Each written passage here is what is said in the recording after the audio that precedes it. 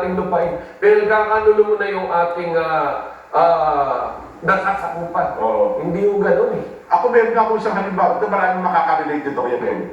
Halimbawa ako, tayo magkakaibigan. Ito lahat tayo, alam natin. Pangalan ko, Jenso Barriaga, no? Pero meron ako yung applyan. Sabi sa kumuha ka muna ng birth certificate mo sa PSA, dati NSO. Pero pagdating ko sa NSO, sinabi ko pa, ang pangalan mo, Jenso Barriaga.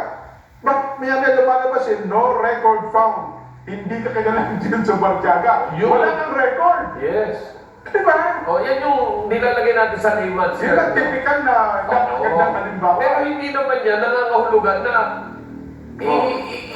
binibigay mo na yung sarili mo. Pwede naman sabihin sa PSA na, hindi mo, si Kuya Benny Gattipo, dahil na ako dyan sa Barriaga. Yung nanay ko, yung tatay ko, alam mo ako, oo nga, lahat ng tao nakakakilala sa Pero ito. gusto ko ba?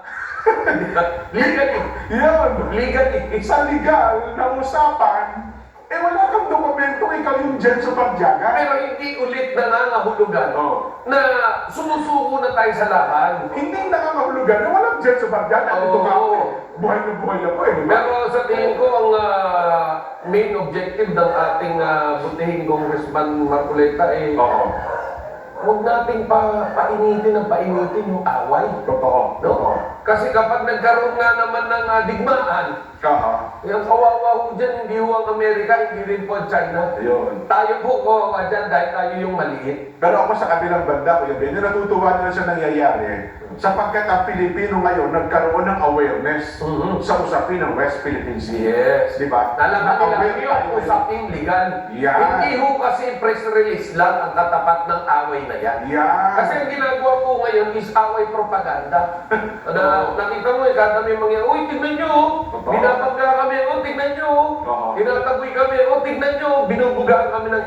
Pero hindi ho ganun. Dapat may laban po tayong propaganda, may laban din po tayong legal. Yeah. So yung legal, kailangan ho nakarehistro tayo sa international.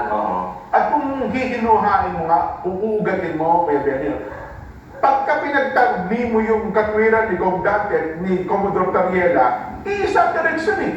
Hindi naman Basta sa bayan, hindi naman magkasalungat. Yun na nga. Hindi naman magkasalungat. Pero ang ginagawa ng ibang mga fake news sa producer, talagang kapag kampi kung Marcoleta, abay napakasamang tao naman ni Tariela. Yun naman kung nasa nakakampi kay Tariela, abay napakasamang tao naman ni Kong Marcoleta. Nilang paso ka si Gov. Dante. Nilang paso daw. Yung mga taga-kabila naman, nilang tinuruan, nilecturan, di ba? Huwag natin puntahan yun. Okay, again, tayo siguro na intindihan natin, isa ang direksyon ng dalawa.